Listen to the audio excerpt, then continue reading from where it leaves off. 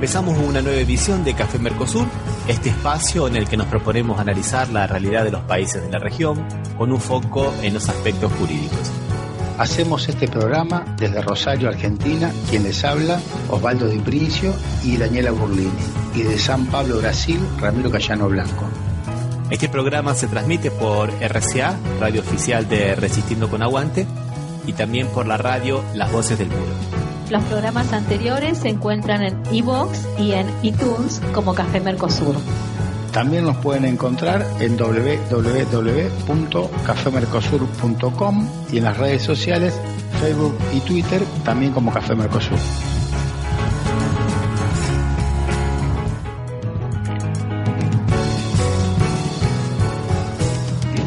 Bueno, y aquí estamos nuevamente en otro encuentro de Café Mercosur, hoy con el equipo completo.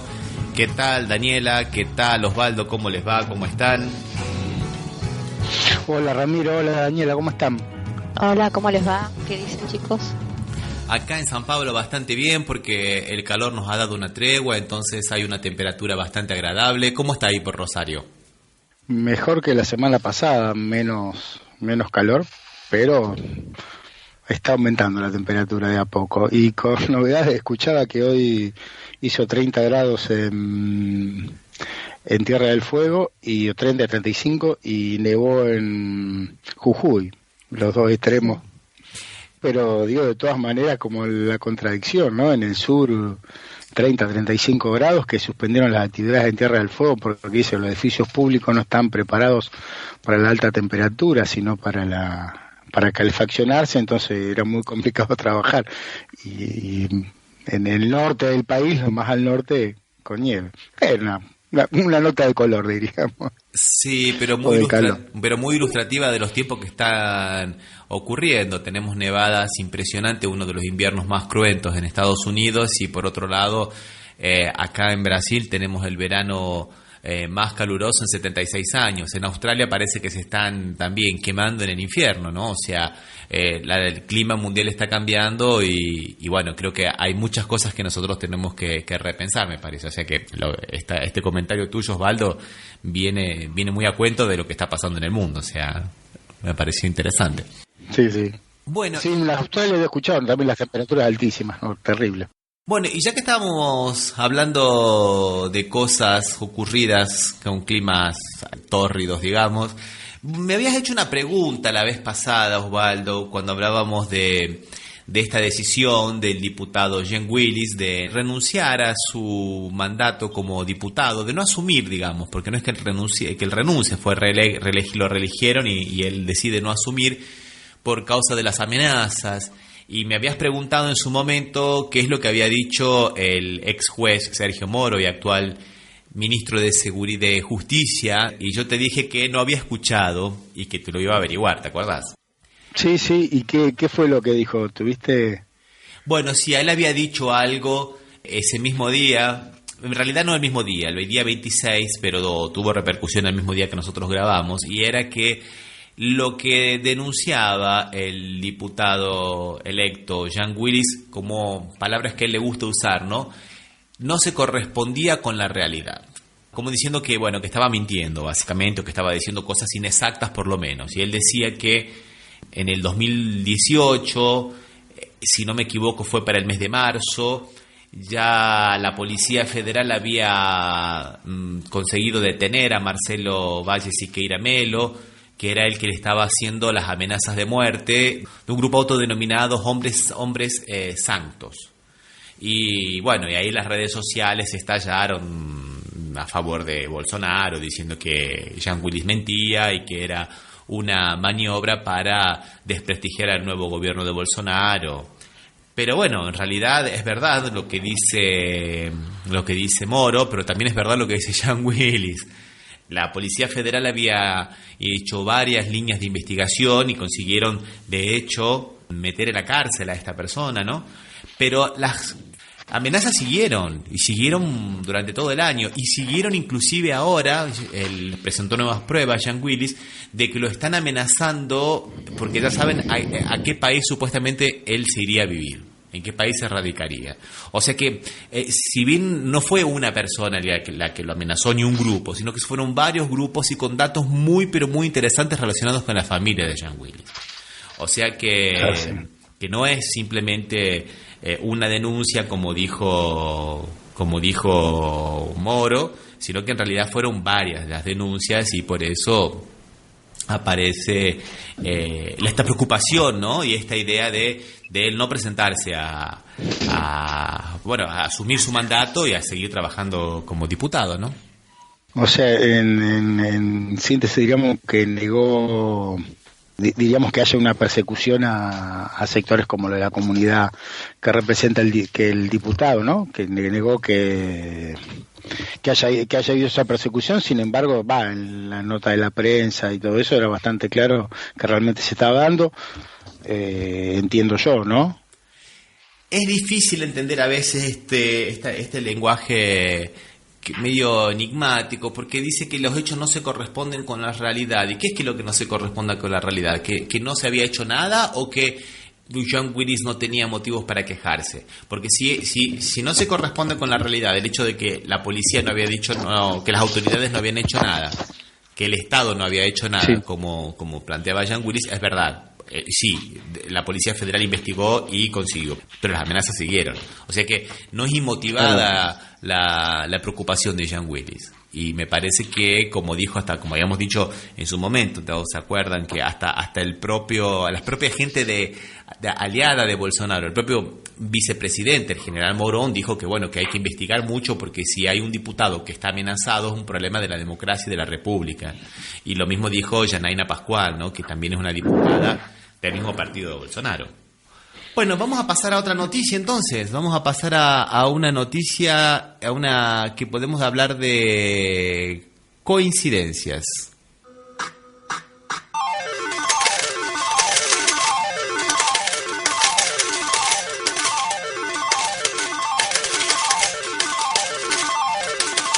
Resulta que el ministro de Educación de acá de Brasil ha tenido varias declaraciones polémicas últimamente y una de ellas es la siguiente. Dijo que estudiar no es para todos, que la universidad para todos no existe y que la universidad tiene que ser solamente para una élite. Esto lo dijo al periódico Valor, que es un periódico económico del Grupo de la Globo. Acá el ministro se llama Rodríguez, no tiene mucho pasado como educador y sí, digamos, es un hombre de la derecha y lo ha indicado un gurú de la derecha, acá un libre pensador que ha ido de alguna manera alimentando todas las redes de derecha a lo largo de los últimos 15 años, ¿no? Que es Olavo. Y es, la universidad para todos no existe. ¿Les parece parecido con alguna noticia de Argentina, con algún otro gobernante? Nos unen. Estamos unidos por el mismo espanto. Ajá. Creo que la gobernadora de Buenos Aires dijo eso, ¿no? En un discurso en un local muy apropiado, ¿no? Claro. Sí, ante el Rotary Club, ¿no? Exactamente, lo más granado, digamos, de la sociedad argentina. Y no, quien nace en la pobreza en Argentina no llega a la universidad, eran las palabras de... Entonces, ¿para qué crear tantas universidades en el conurbano bonaerense?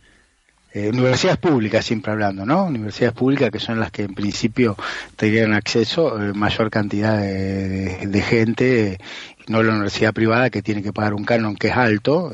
Ella decía que no era necesario, un poco en consonancia con lo que piensa el ministro de Educación, ¿no? ¿Ministro de Educación es? Sí, ministro de Educación. Sí, Ricardo Vélez Rodríguez, el ministro de Educación.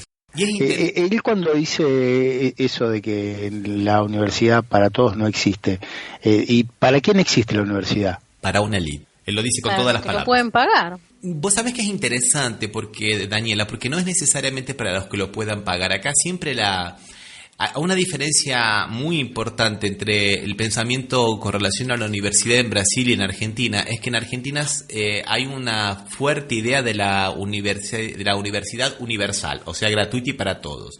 Aquí es gratuita y para pocos.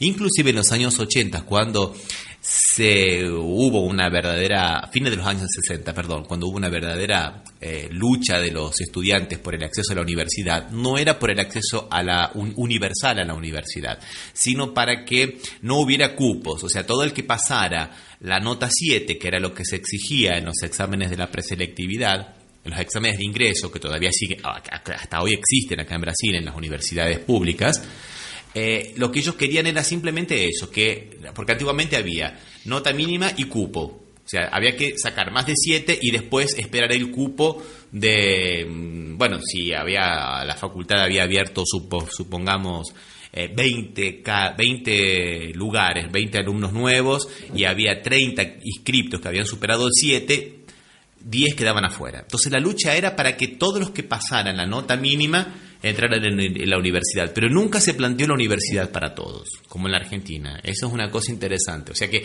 aún la universidad pública en Brasil es muy elitista. De todas maneras, no se va a los estudios que se habrán hecho, ¿no? Pero me supongo que la élite económica en Brasil tiene más posibilidad de acceder a la universidad, o accede con más facilidad, o se comprueba que son más que los de los sectores más postergados para acceder a la universidad, o no, o realmente esos no están así. No, es exactamente como lo decís vos, Osvaldo. Acá los jóvenes de clase media alta pagan escuelas secundarias muy, pero muy caras, carísimas, muy caras, para poder preparar a los alumnos para ir a la universidad. Los últimos 3 años de la secundaria, acá la primaria es un poco más larga, la secundaria son 3 años nada más, ya los preparan a los chicos para el examen para el ingreso a la universidad. Es realmente impresionante esa cosa. Y para que se hagan una idea, una nota de color, una vez... estaban en el examen de la selectividad, en el examen de ingreso, ¿no? Y un padre comentaba con otro, ¿cómo puede ser? Dice, a mi hija le he mandado a estudiar inglés desde los 8 años, ha ido a los mejores colegios, y ahora tiene que rendir el examen como cualquier persona que viene de la escuela pública. En un país donde la meritocracia sea la ley, esto no pasaría, mi hija ya entraría. O sea, la meritocracia no era sacar más nota que el otro. La meritocracia era... sino acceder a institutos más caros, diríamos. Claro, entonces más que meritocracia estamos en la plutocracia, digamos. Bueno, yo me acuerdo que en el primer año del gobierno del presidente actual acá en la Argentina, de Macri, él había hablado de que pobres los que van a la escuela pública, ¿no? Haciendo como una distinción. No me acuerdo bien la frase que había usado. Pero algo como que hacía que... Perdón, los que tienen que caer en la universidad pública. Claro, los que tienen que caer en la enseñanza pública. Dijo como si fuera realmente un desmérito, ¿no? Que habla mal de nosotros, pues yo siempre fui a enseñanza pública sacando la primaria que le hice en un instituto privado, pero después siempre fue enseñanza pública, y vos, Ramiro, creo que también. Yo tuve algunos, y Daniela, supongo. Yo también tuve algún par de añitos por ahí en escuela privada, pero sí, más 90% pública. Eso es lo que nos permitió recibirnos entonces en la universidad. Y yendo un poco al origen de esto, calando un poco más profundamente, nosotros podemos ver que este ataque a la universidad pública en Brasil y en Argentina se da frente a políticas de los gobiernos anteriores que, como dijiste vos, Osvaldo, van de alguna manera democratizando el acceso a la universidad, porque no es que se han creado muchas universidades, tanto en Brasil como en Argentina, pero esas universidades, en lugar de crearse en los grandes centros urbanos, se han creado o en las periferias de las ciudades o en regiones periféricas del país. Por ejemplo, en el sur de Brasil, ciudades que no tenían prácticamente universidad pasaron a tenerlas, muchas, cerca de fronteras a veces. Hay una excelente universidad creada que es la UNILA, la Universidad de Latinoamericana. Tiene gente de toda Latinoamérica, el 33% son brasileños, pero el resto son de otros países latinoamericanos. Es una universidad de integración, es la Universidad de la Integración Latinoamericana. Y en Argentina lo mismo, como bien dijiste vos, la mayoría de las universidades creadas por el gobierno de Cristina Kirchner fueron o en el conurbano Buenos Aires o en lugares alejados. Entonces, esta idea de ahora de restringir la universidad es, digamos, volvamos a la normalidad. Que haya algunas públicas, posiblemente, pero que estén siempre en los grandes centros y de excelencia. Y el resto que sean más o menos privadas. O sea que estos ataques, digamos, no son muy gratuitos. ¿No les parecen? Sí, y en consonancia hubo el ministro de Educación de Argentina también tuvo en ese sentido, en el mismo sentido que el ministro de Educación de Brasil, si bien no habló de la universidad, habló de que los planes Progresar, que ayudaban a aquellos que estaban estudiando en la secundaria o en la universidad, que acceden a una buena cantidad creo que son 600.000 en la Argentina. Lo dijo que no se iba a ajustar el Progresar este año, siendo que el año pasado hubo una inflación de por lo menos superó el 40%, casi llegando al 50%, no era necesario que se actualice porque lo que se estaba dando estaba bien. Que si bien no busca, diríamos, restringir el ingreso a la universidad, se le hace muy complicado a los que quieren ingresar y son de bajos ingresos o los que están estudiando y lo tenían como una ayuda. Si bien no era un sueldo, diríamos, que permitía no hacer nada más y poder estudiar, pero ayudaba un poco y ahora se limita muchísimo, ya que no se va a ajustar este año. O sea, siguen con la misma política de que se restrinja el ingreso, o sea, que se restrinja el acceso de las clases más postergadas a una educación mejor. Y sabemos que sin educación no hay futuro, no hay movilidad social y tampoco hay futuro. Les propongo que hagamos una pequeña pausa musical y, hablando de futuro, vamos a escuchar un tema de La Cofradía de la Luz Solar del año 1976 que se llama exactamente Futuro. Vamos. Vamos.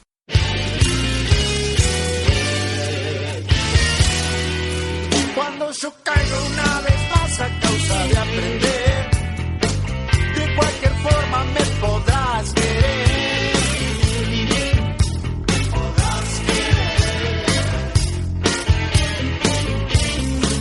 Cuando todo me has andado se me quite y tenga nada, yo te pregunto, ¿me podrás querer?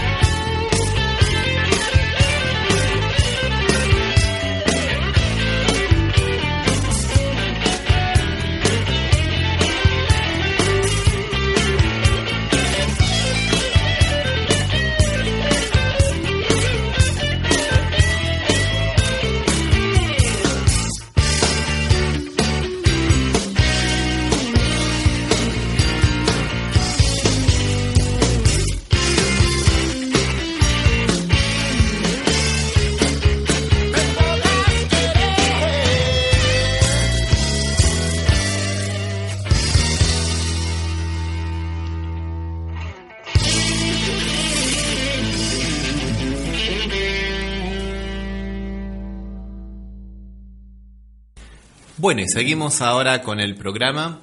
Podemos avanzar un poco, Osvaldo, en un tema que tiene que ver con el desastre, el crimen, digamos, ambiental de aquí de Brumadinho, de Minas Gerais, que ya se ha cobrado más de 140 víctimas, pero son más, ¿no? Porque hay mucha gente desaparecida todavía, hay casi 200 personas desaparecidas, y bueno, el hecho de que estén desaparecidas es prácticamente una presunción de muerte, porque fue una luz muy grande, Osvaldo, una luz muy grande, para que te hagas una idea de que hay gente que está enterrada a 8 o 10 metros de barro, o sea que es muy difícil que esa gente aparezca con vida, pero bueno, hasta ahora han conseguido encontrar más de 140 cuerpos, ¿no? ¿Y no había riesgo que haya alguna otra mina en la misma situación o no, Ramiro? Que me parece haber escuchado cuando fue el desastre que había posibilidad de que haya alguna otra mina en la misma situación. Porque todas trabajan de la misma manera, ¿no? Que hacen estos diques donde concentran los residuos más nocivos. Sí, Osvaldo, hay muchas más. Es muchas más. E inclusive han aparecido algunas, ya no en el estado de Minas Gerais, sino también en el estado de San Pablo. Y hay dos, por ejemplo, que amenazan 2 barrios muy populosos acá de la zona norte de la ciudad de San Pablo. O sea, es complicado eso porque hay un riesgo muy, pero muy grande. Ahora están haciendo un nuevo protocolo, como deberían haberlo hecho antes, 3 años antes, cuando fue el desastre de Mariana, para que haya monitoreos diarios y no quincenales como antiguamente, y para que esos monitoreos sean hechos por varios técnicos de varias áreas diferentes, ¿no? Porque se han encontrado, no digamos laudos truchos, pero laudos firmados por encomienda, ¿sabes, Osvaldo? O sea, yo te hago el laudo y te digo, toma, firma. O sea, sí. es un poco así a veces, ¿no? Pero tiene que ver un poco ahora con lo que ocurre con la ley de contrato de trabajo, porque la reforma de la ley del contrato de trabajo prevé una indemnización por daño moral que no exceda 50 veces el valor del salario del trabajador. Con lo cual, las indemnizaciones ahora que tendría que pagar la empresa Vale do Río Doce quedarían... Sí. Para sus empleados, que son las personas más fieles, serían, digamos, bajas. Y para otras personas tendría que ser mucho más altas. Entonces es un tema muy complicado, porque es un caso de injusticia equitativa muy grande, porque tanto unos como otros murieron por el mismo desastre. ¿No te parece, Osvaldo? Sí, de todas maneras, cuando decís salario contractual, ¿qué sería? ¿El salario mensual? Sí, exactamente. Digamos el salario que a uno le pagan por el contrato de trabajo, digamos. Sí, pasó. Tomando la medida del mes, ¿no? De que se podría ir a llegar hasta 50 veces el mes. Sí. Si la indemnización está bien. No, es una buena... O sea, que acá no está el daño moral, la ofensa moral, entiendo que es el daño moral en nuestro derecho, no está tabulado, diríamos, no hay una manera de establecerla objetivamente, sino que queda al criterio del juez. Solamente acá el despido tiene una tabulación que es un mes por cada año trabajado, pero no el daño moral, la ofensa moral no está determinada, no tiene ninguna manera de establecerse de manera objetiva, o sea, es dejado al arbitrio 100% del juez. Acá también, Osvaldo, lo que pasa es que le han puesto un tope. El tope son los 50 salarios, entonces puede ser de nada a 50, pero no puede pasar los 50, por eso que es una limitación bastante grande, ¿no? Claro, no, sí, acá no, o sea, acá no hay tope, pero aparte es rarísimo que por daño moral se multiplique así, ¿no? Generalmente llega a un porcentaje sobre la indemnización pagada o puede ser en algunos casos que no es el daño moral, que es el despido de una mujer embarazada, que llega a 13 sueldos, que está tabulado, ¿no? 13 sueldos, que es un año de remuneración. Ese tope puesto de 50 acá está muy lejano, no se dio en ningún caso. Bueno, este tope, digamos, fue motivo para que la Asociación Nacional de los Jueces del Trabajo entrara con una acción en el Superior Tribunal Federal, que es la Corte Suprema acá, la máxima corte acá de Brasil, una acción que se llama acción directa de inconstitucionalidad, o sea que se declare que es inconstitucional esto porque la integración y la reparación integral es parte de la Constitución Nacional y está en los derechos básicos, ¿no? Entonces, y esto se pide porque si no se tendría que recurrir a que cada juez la declare inconstitucional, ¿no, Osvaldo? Entonces, para evitar esto, sí. Que se haga, digamos, cosa juzgada en esa materia, ¿no? Sí, que después los jueces tengan un parámetro para poder utilizarlo, o sea, un poco como es acá, ¿no? Acá, sin embargo, acá la sentencia de la Corte, la inconstitucionalidad se tiene que aplicar en cada caso en particular, pero ningún juez se animaría a contradecir lo que dice la Corte sobre una cuestión, ¿no? Si la Corte toma una postura, es raro que los jueces de primero, las cámaras, le lleven la contra, diríamos, ¿no? Claro. Pero bueno, acá vamos a ver qué ocurre y en estos nuevos tiempos a ver qué es lo que decide el Tribunal Superior Federal, ¿no? Que está con alguna jurisprudencia bastante vacilantes, ¿no? A veces va por un lado, a veces va para el otro. Vamos a ver qué pasa.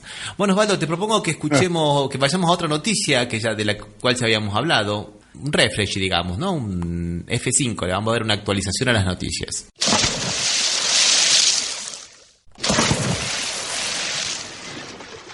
Y bueno, y tiene que ver entonces con el caso Nisman, de nuevo. Parece que vamos a estar hablando bastante tiempo con relación a esto.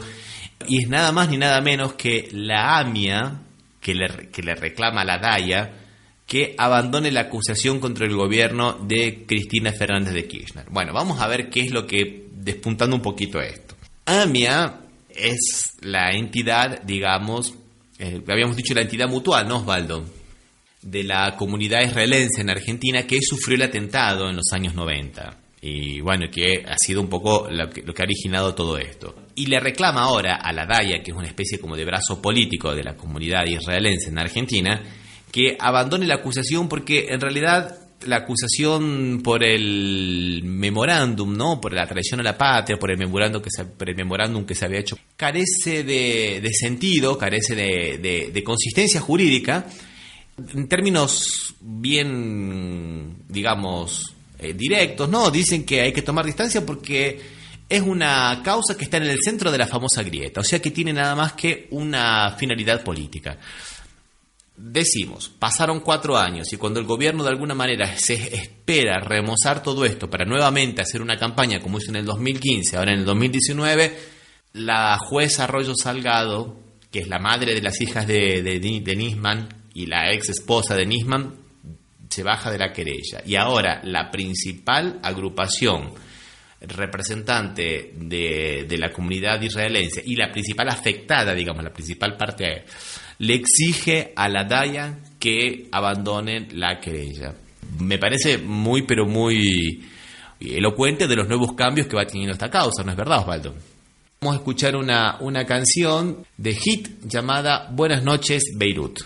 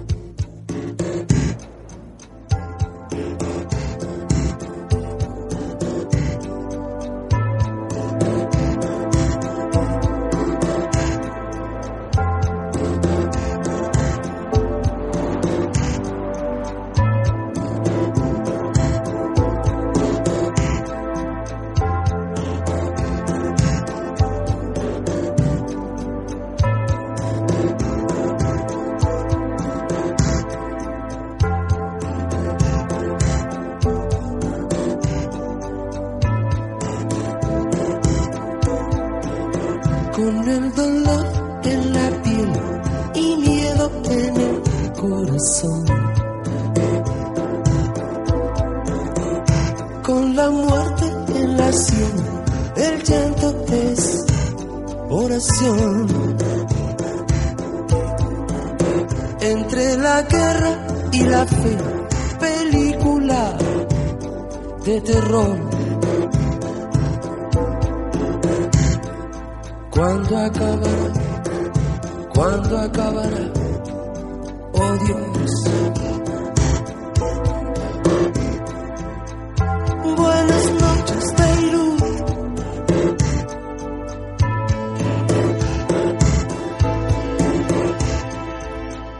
Buenas noches, Beirut.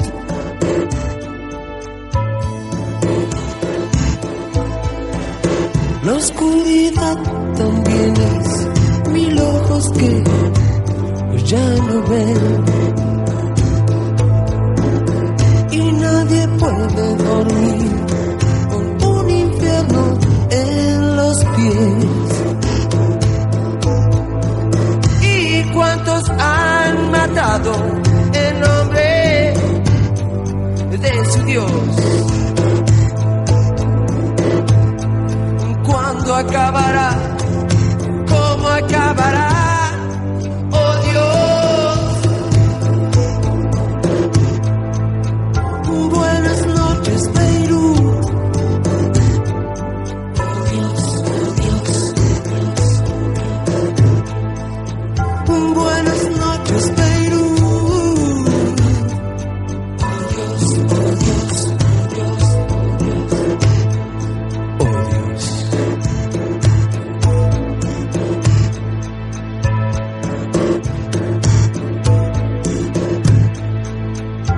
Buenas noches, Beirut. Oh Dios, oh Dios, oh Dios, oh Dios. Beirut. Oh Dios,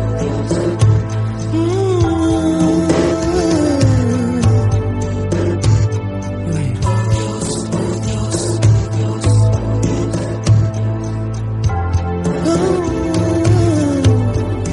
Otros días. Oh Dios, oh Dios, oh Dios.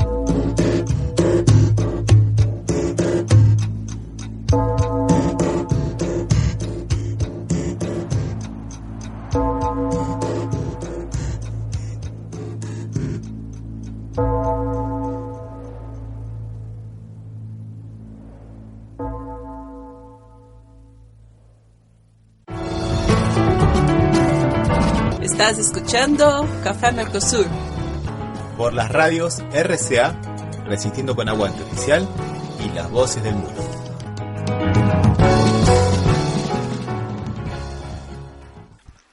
Bueno, y seguimos aquí entonces con... Vamos a hablar hoy de un tema que es muy importante y que tiene que ver con lo que está pasando en Venezuela y con esta encrucijada en la cual se encuentra, con este juego de ajedrez, donde lamentablemente le toca el papel de peón. Vamos a tratar de analizar con Osvaldo qué es lo que ocurre. Pero antes de entrar en el tema, vamos a escuchar un audio de Atilio Borón que nos va a ayudar para introducirnos. A ver.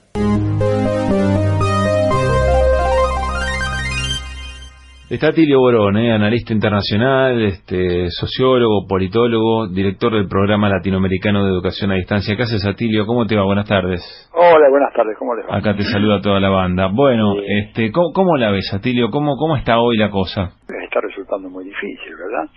Primero porque la misma cosa de esta de la Unión Europea que ustedes decían recién es muy ambigua, porque al mismo tiempo que los gobiernos dicen esto, ¿verdad? El Consejo de Ministros, que tuvo una reunión informal sobre este tema, no reconoció a Guaidó. consejos de ministros de los países de la Unión Europea. Salió esta declaración, bueno, desgraciadamente salió en francés, y no tuvo mucha repercusión, pero fue una reunión que se produjo el día viernes, ¿verdad?, donde claramente dicen que, bueno, requieren de que haya nuevas elecciones en Venezuela, que hay que resolver la crisis institucional, pero en un tono que no tiene nada que ver con las declaraciones de Pedro Sánchez, que ha quedado como un payaso, porque le dio intimó, le dijo, si en 8 días nos llama elecciones, no sé qué, y bueno, le están respondiendo que hace más de 200 años que Venezuela dejó de ser una colonia española y que se preocupe de sus cosas. Digo, pero la situación está muy difícil. Yo diría, a ver, nunca que yo recuerde un gobierno de los Estados Unidos asumió tan abiertamente, tan descaradamente el proyecto de acabar con un gobierno de América Latina como ha ocurrido ahora con Trump. Claro, en general siempre fue tras bambalinas, con recursos, sí, con logística. Exactamente, con apoyo diplomático, inclusive algún apoyo económico, pero nunca digamos que un presidente saliera a decir quiero que se vaya ese personaje, esto no, y además dispusiera de recursos y amenazas militar. Esto no lo hicieron nunca, ¿verdad? No lo intentaron nunca así de esta manera. Siempre decían cosas horribles de Fidel, como lo siguen diciendo de Cuba, pero nunca un plan así de esa manera. ¿No es cierto? Que te decían, bueno, es necesario un cambio de régimen, ahí hay una dictadura, pero estos pasaron, digamos, más allá. Y además debo decir algo que tengo que escribirlo, así que se los mando como una primicia, porque pensaba hacerlo hoy, pero estoy metido en otro proyecto intelectual y no me pude dedicar tanto a la coyuntura. Es la primera vez que la Casa Blanca está gobernada por un conjunto de ampones como nunca hubo, ¿verdad? Esto es un dato tremendo, digamos.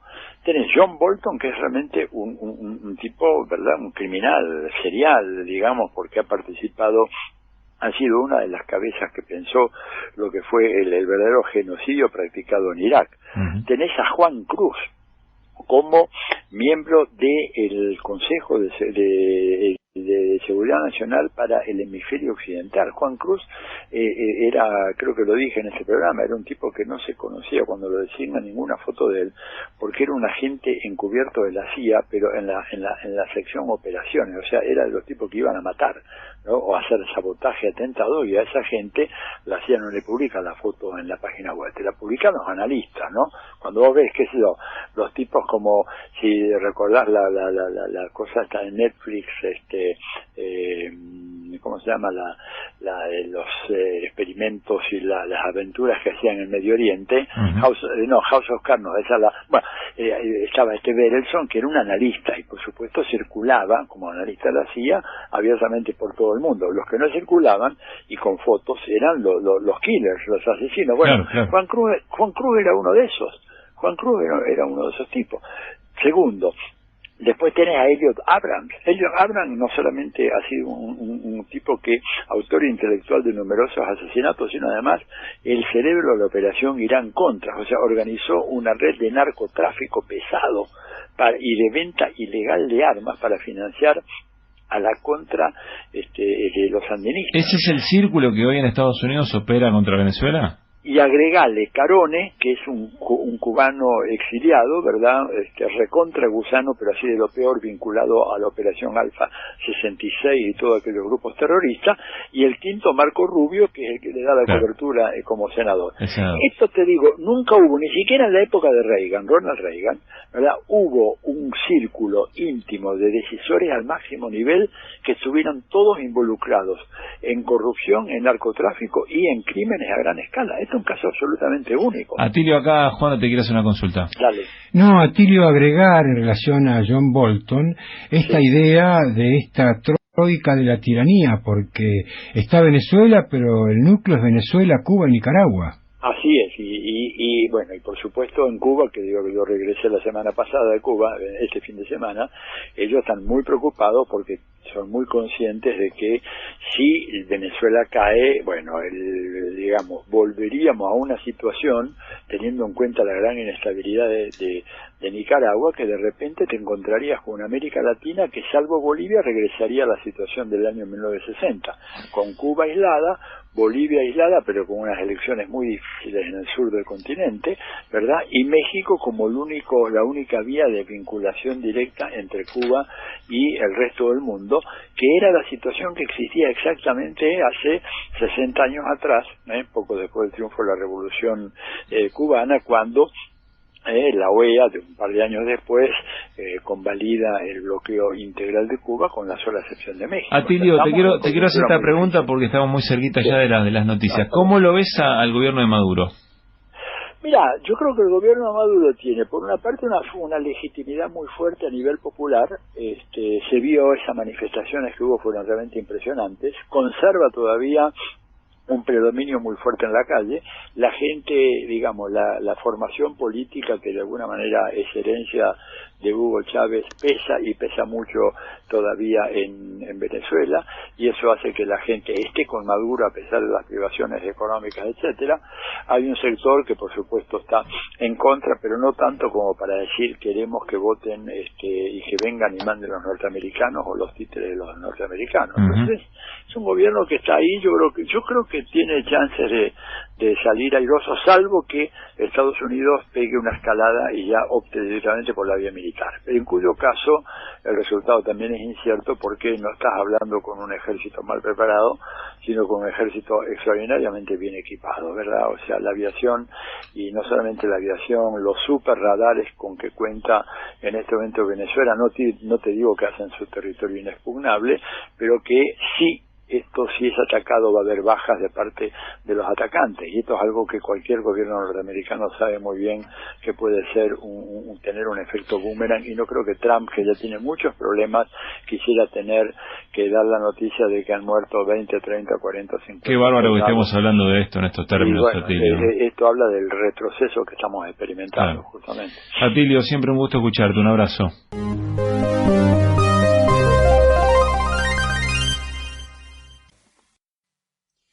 Bueno, estamos aquí tratando de analizar un poco estas cosas que ha dicho Atilio Borón. ¿Me estás escuchando bien, Osvaldo?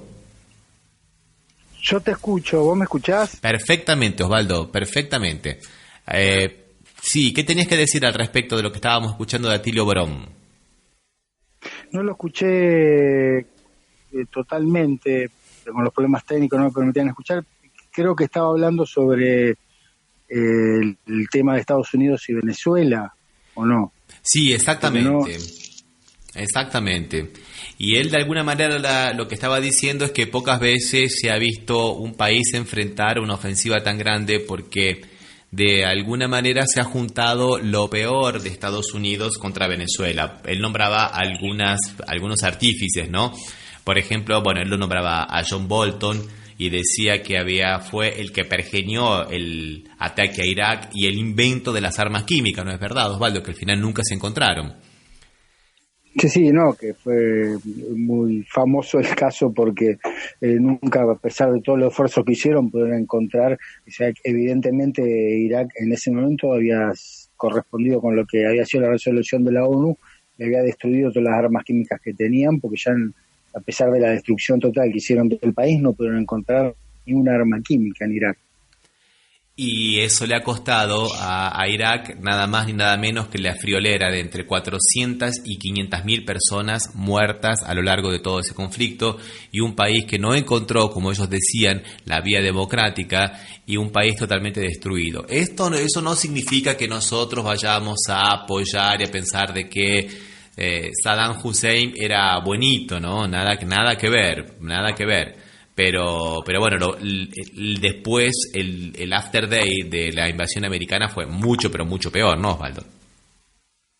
Sí, realmente, o sea, si bien no podemos decir que Saddam Hussein haya sido un democrático, ni mucho menos, había logrado acceso a la educación para el 100% de la población de Irak, y una serie de circunstancias, una mejora en el estándar de vida que fue perdiendo, y que en la actualidad está muy muy complicado, ¿no? En ese momento también se había hecho no se dejaban entrar productos, que entre los productos no dejaban entrar eran medicinas, por lo cual fue una crisis también humanitaria en ese momento sobre este país. Y ahora parecería que hay una idea de reeditar alguna de estas políticas en Venezuela, según pensamiento de Morón. Sí, inclusive se ha sumado a esta troika, digamos, Elliot Abrams, que, como decía Atilio Borón, que aclaremos que es un analista internacional y que es también profesor de una universidad de esta norteamericana, él vive en Norteamérica. Se ha sumado Elliot Abrams, que era nada más ni nada menos que uno de los artífices de la guerra en Centroamérica y del escándalo Irán-Contra, ¿no? Sí. O sea, sí. Y que hay un combo, parece que podría ser, si se logra realizar la postura de Estados Unidos, podría ser repetirse una crisis humanitaria en Venezuela, como ya pasó en otros países.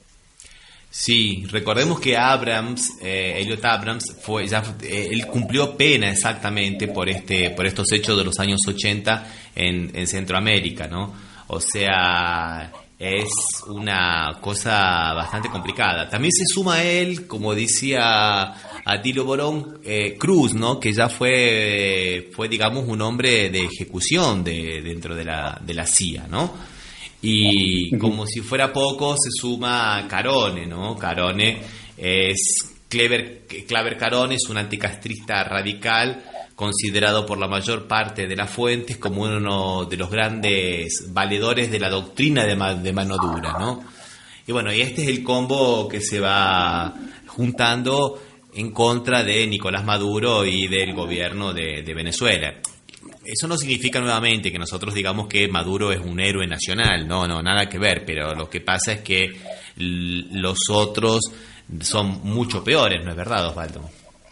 Sí, realmente. Y de todas maneras, habría que seguir el camino democrático, no caer en lo que está pidiendo, o sea, en el reconocimiento de un presidente que se autodenominó presidente como Guaidó, o como bien dijimos no sé si hace 2 o 3 programas, que por Twitter se eligió presidente Guaidó, ¿no?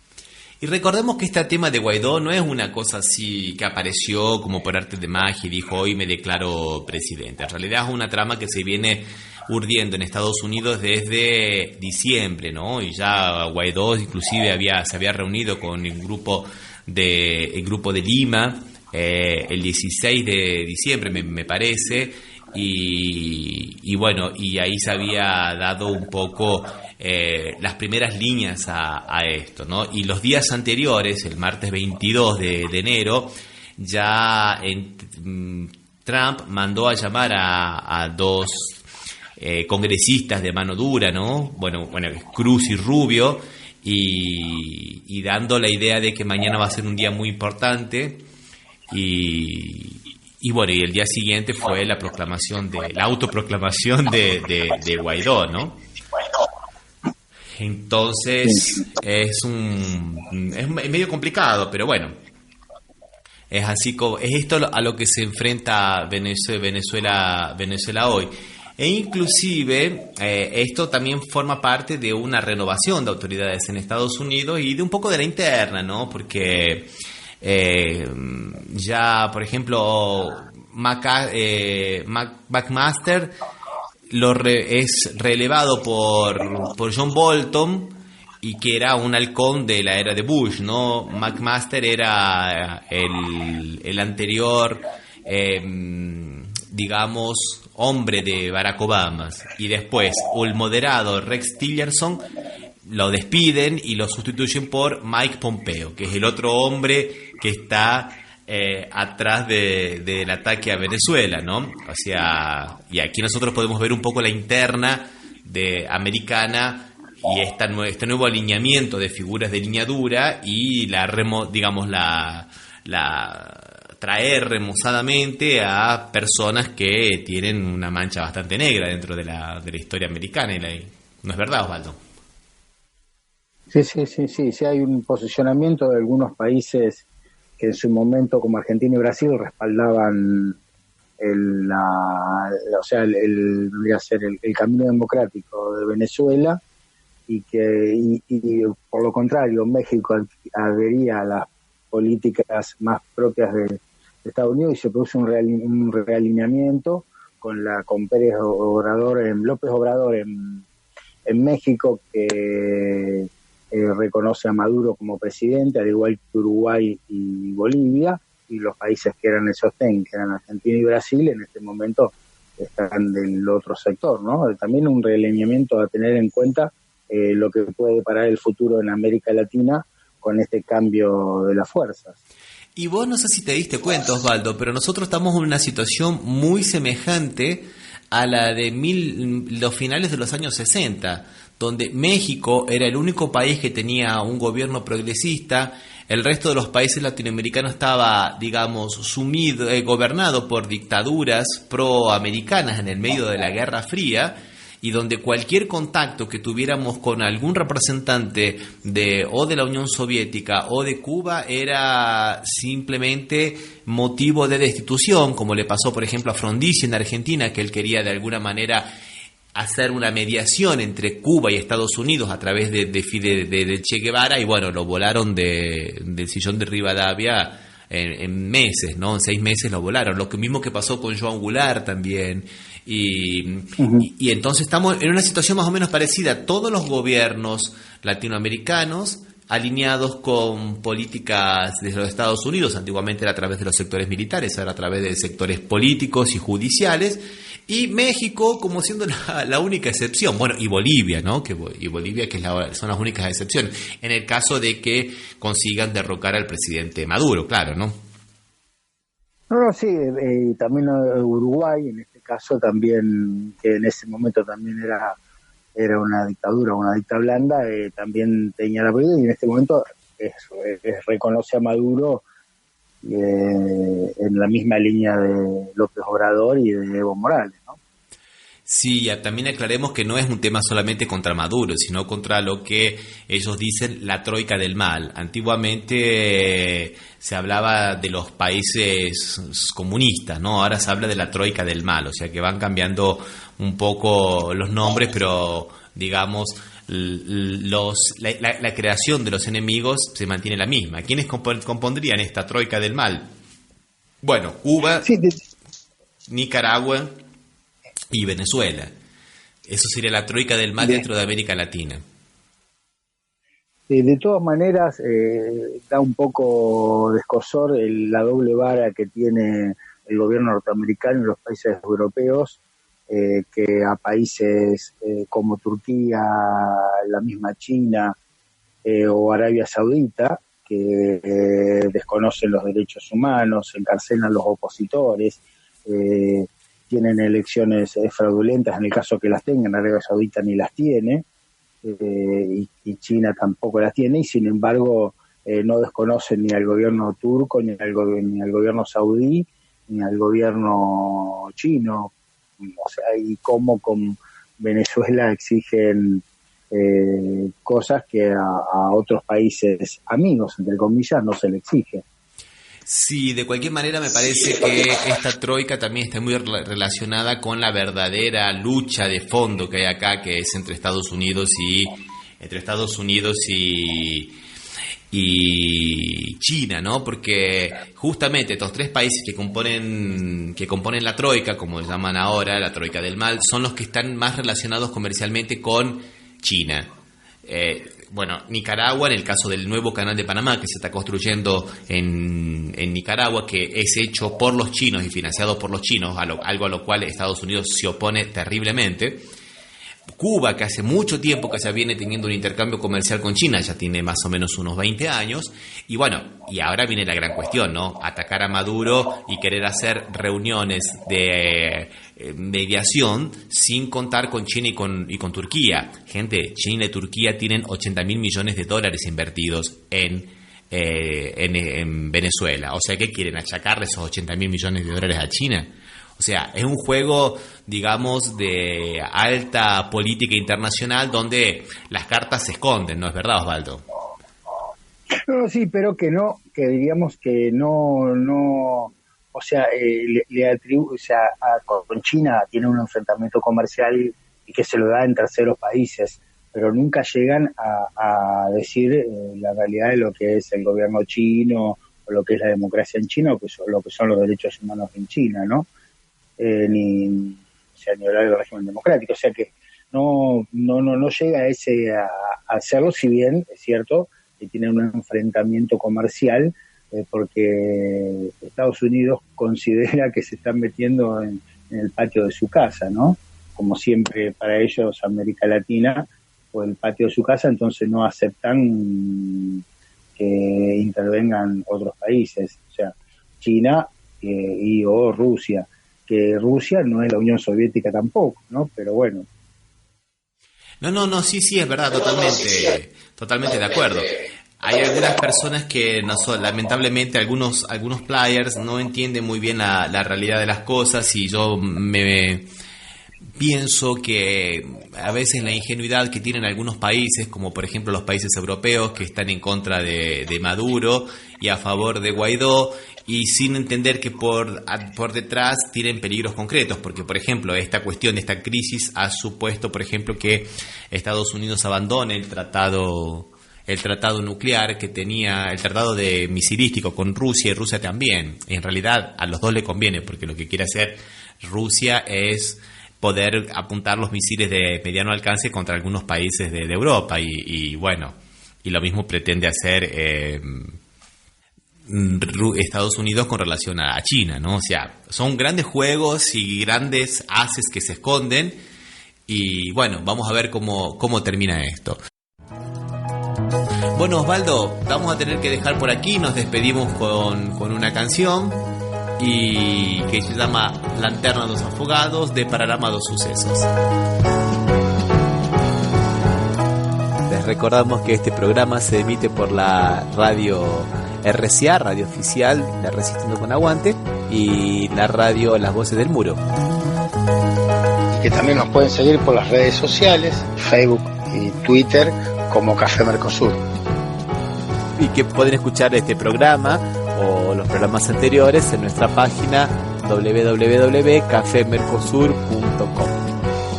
Bueno, gente, hasta el próximo programa entonces. Hasta la próxima.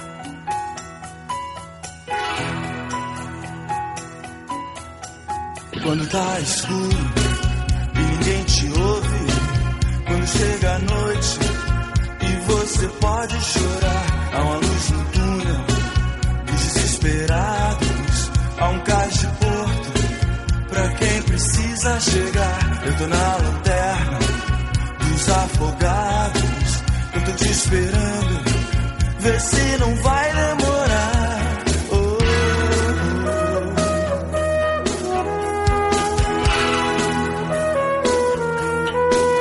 Uma noite longa, uma vida curta, mas já não me importa, basta poder te ajudar. São tantas marcas que já fazem parte do que eu sou agora, mas ainda sei me virar. Eu tô na lanterna dos afogados, eu tô te esperando, vê se não vai demorar.